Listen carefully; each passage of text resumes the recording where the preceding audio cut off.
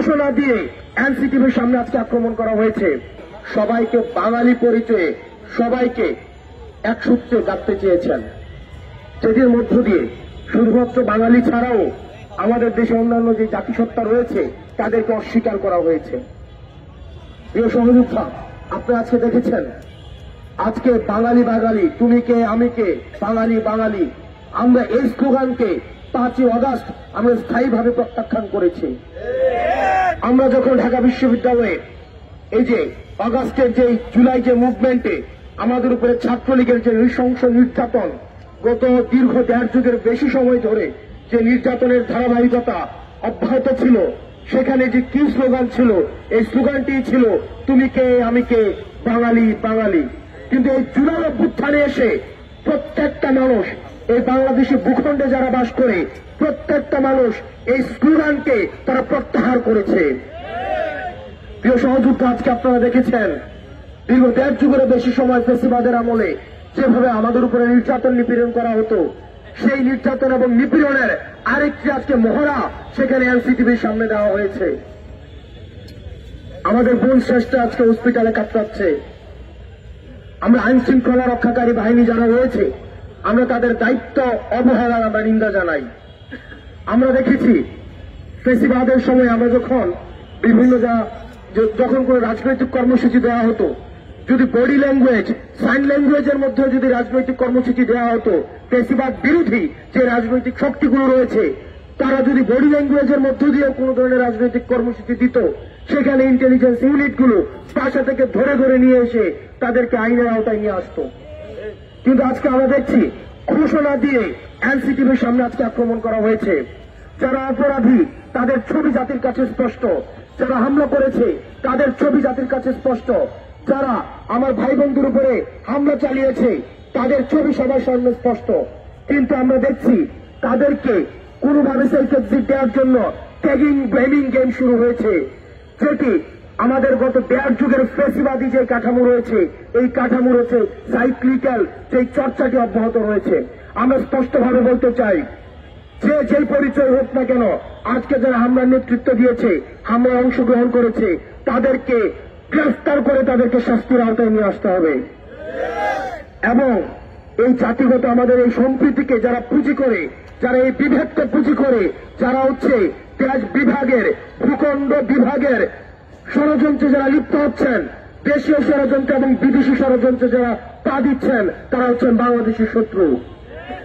আমাদের সবার পরিচয় আমরা বাংলাদেশি, সেটির পরেও আমাদের প্রত্যেকটা জাতি নিজস্ব পরিচয়ে এই বাংলাদেশ ভূখণ্ডে অবস্থান করবে।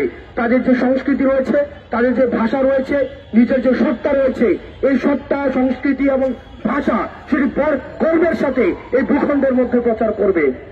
কিন্তু আমরা দেখছি আমাদের এই জাতিগত সম্প্রীতিকে উপেক্ষা করে আমাদের এই জাতিগত বিভাজনের জন্য ষড়যন্ত্র লিপ্ত হয়েছে এবং ভূখণ্ড বিভাজনের জন্য দেশীয় এবং বিদেশীয় বিভিন্ন ষড়যন্ত্র সেখানে ব্যবহার করা হচ্ছে। এবং দুঃখজনক বিষয়, এই ফ্যাসিবাদের সময় যে ট্যাগিং ব্লেমিং এর রাজনীতি ছিল, আজকে আমরা দেখছি এই হামলার পরে আবার এই ট্যাগিং ব্লেমিং এর রাজনীতির পুনরাবৃত্তি করার চেষ্টা করা হচ্ছে। এবং যেভাবে বিচার বহির্ভূত হত্যাকাণ্ডকে জায়েজ করার একটা চেষ্টা করা হয়েছিল, আজকে ঠিক একইভাবে এই বিচার বহির্ভূত হত্যাকাণ্ডের সাথে যারা সম্পৃক্ত, তারা আবার এই ট্যাগিং ব্লেমিং এর রাজনীতির মধ্যে তারা সেই ফাঁদে আজকে পা দিচ্ছেন।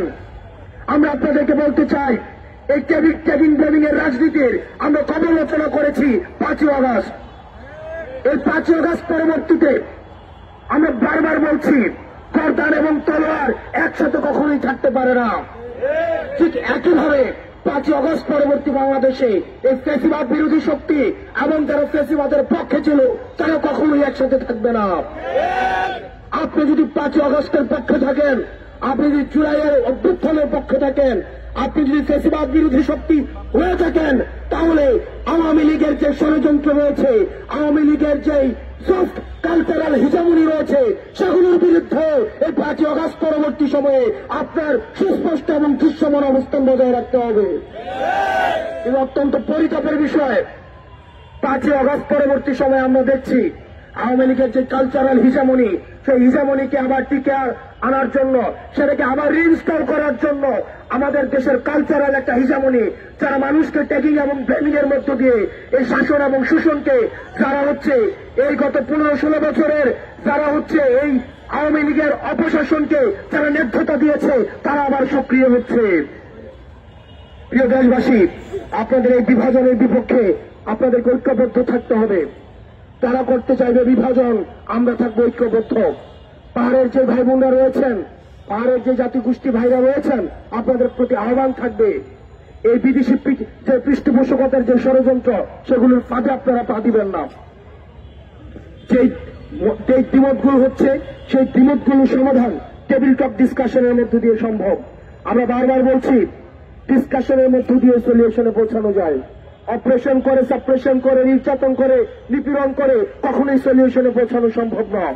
সুতরাং আমাদের যে মত পার্থক্যগুলো রয়েছে, সেই মত পার্থক্যগুলোর সমাধানের জন্য আমাদের টেবিল টপ ডিসকাশন আমাদের উন্মুক্ত রয়েছে।